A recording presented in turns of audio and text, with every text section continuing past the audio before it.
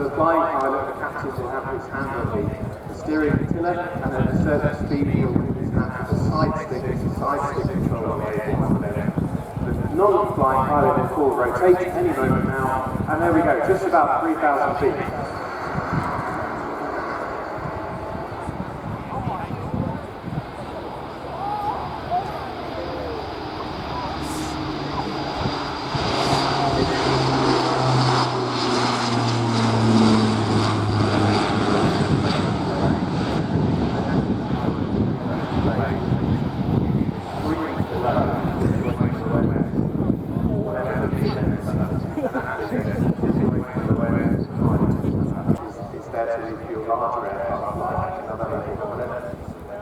So those are the first of its flight paths.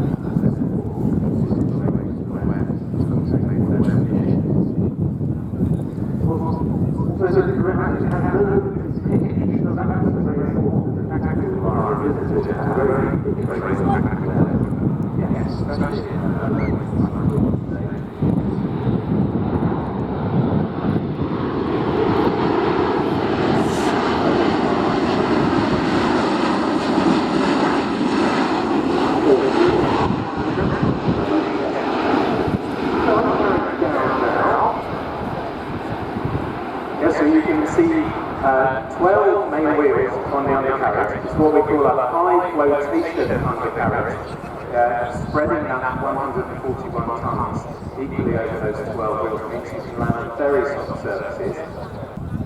Now, bring the aircraft into land, and here you see the short landing capabilities coming to the fore. Yes, so with those 12 main wheels, you've also got 12 carbon ceramic brake pads. And the landing performance, as somebody who's flown it, is one of the most impressive parts, another really physical experience as the brakes come on. And in fact, there's even an automatic mode for the maximum braking to really shorten the landing as much as possible. And of course, with those 4 engines in reverse thrust, which I know the captain didn't do today. It was expected you've been asked to turn out to be a taxiway further down. Yes, you can land very, very short distance with a very heavy payload. And that's what the A400M is all about. Getting its payload onto the ground where it needs to be, either landing at short distance on the top of the runway, or of course dropping below, out back, halfway around the route. Indeed. And let's look at Europe while I look back at how things